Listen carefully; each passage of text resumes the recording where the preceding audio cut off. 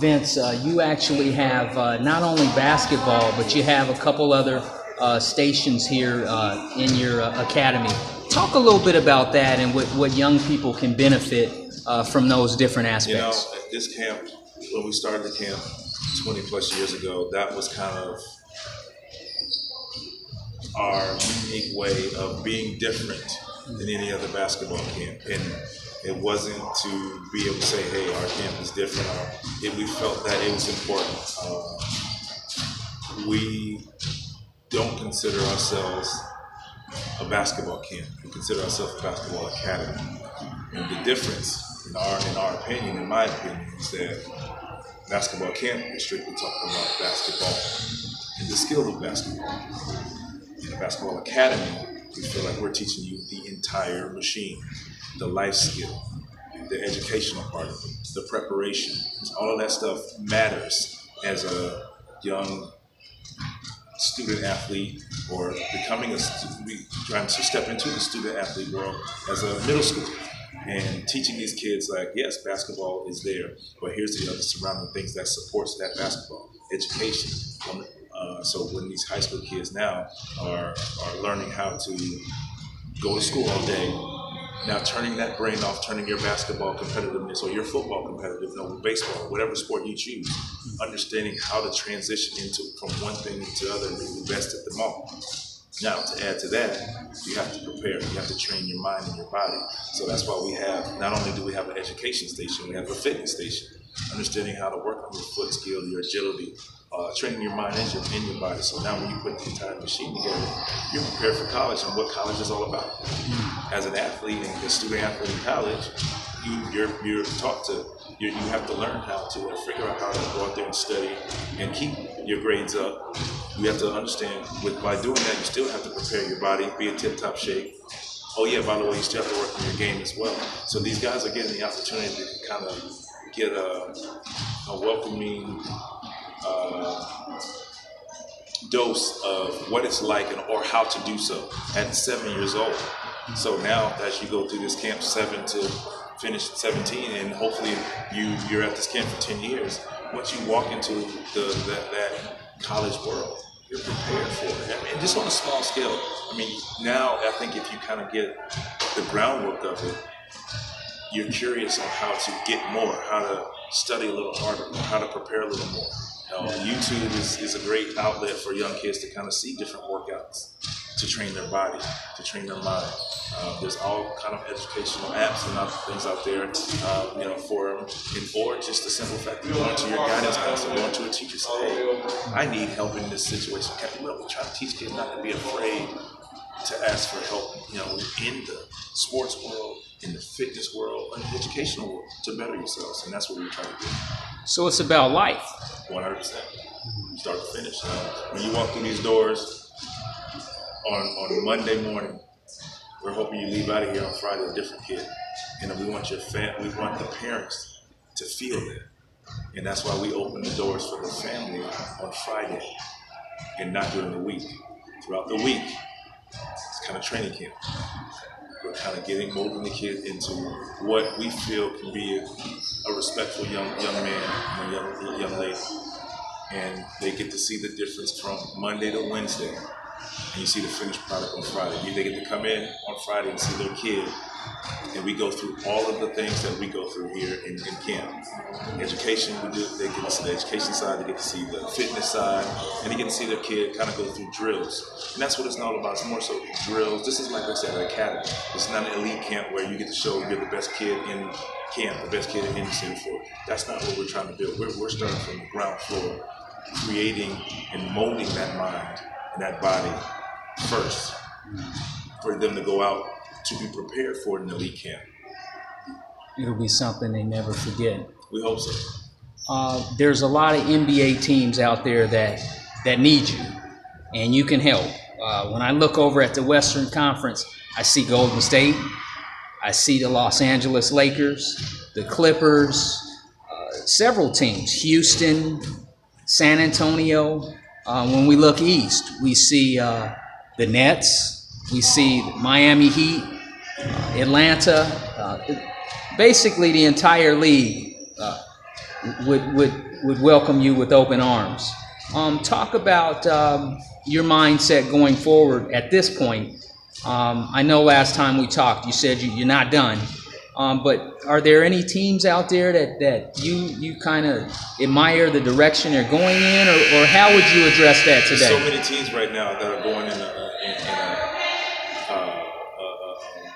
a championship direction, and we're starting to see now a lot of duos forming instead of trios or super teams, what we tend to call them.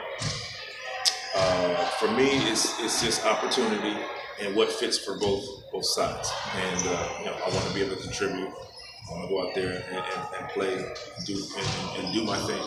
And my thing is to help young first year, third year, fifth year players, or whatever, 10-year players, if that be, just to become the best they can, and just doing it the right way. And for me as a player, I just want to make sure I provide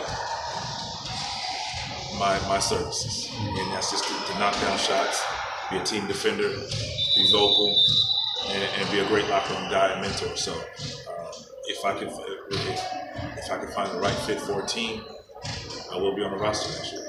Awesome. I grew up in Portland, and I was a ball boy for the Blazers. We had Clyde, Terry, Jerome, Buck, and those guys. And right around the corner from me, I could hear him now. Damon was dribbling his ball, and he ended up playing for Toronto. But what would it mean to you to go back to Toronto and put a bow on this thing and be a part of that? It'll be a cool situation.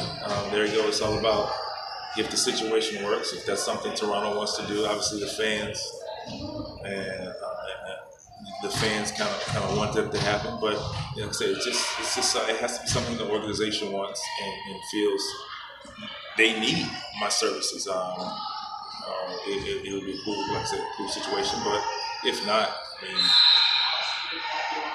the feeling there is still. I mean, the championship was won there, and I feel like it just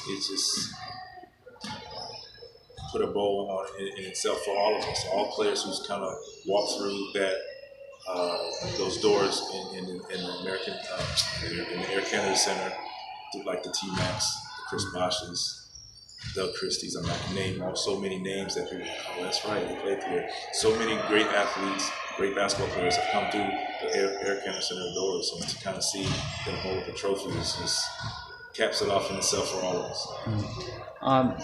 In closing, any final comments as we think about your academy, being home, the off season?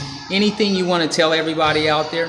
I think the content, the most important thing is like, with our academy, what we try to do. I mean, if you look around here, my mom's here, my cousins here, my aunts are here.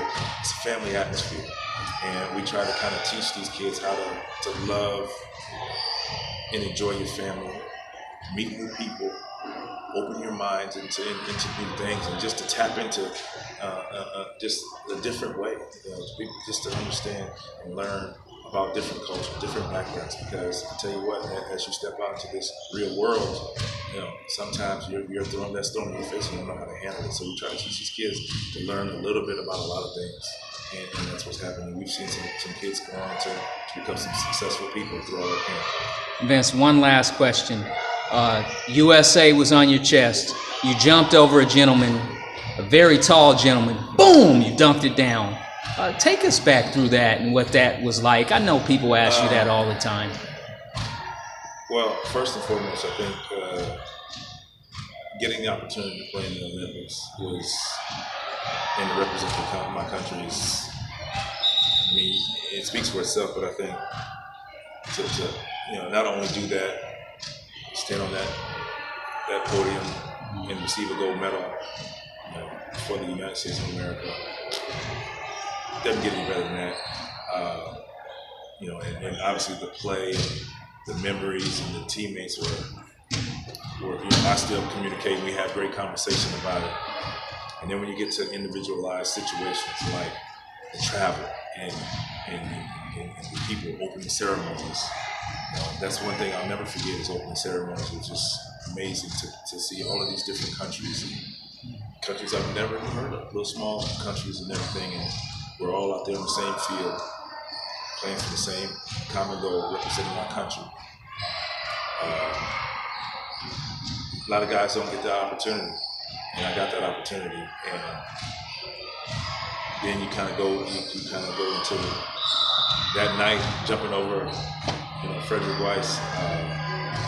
Something I can't explain. It was just a in-game reaction, and I'll probably downplay it, but it's kind of how it was because I didn't know I jumped over him until after the game. The rest of the world knew what took place before I actually knew what took place. So to have all these kind of wonderful moments, and I remember after the game was won, somebody gave me the American flag, and you see it all the time.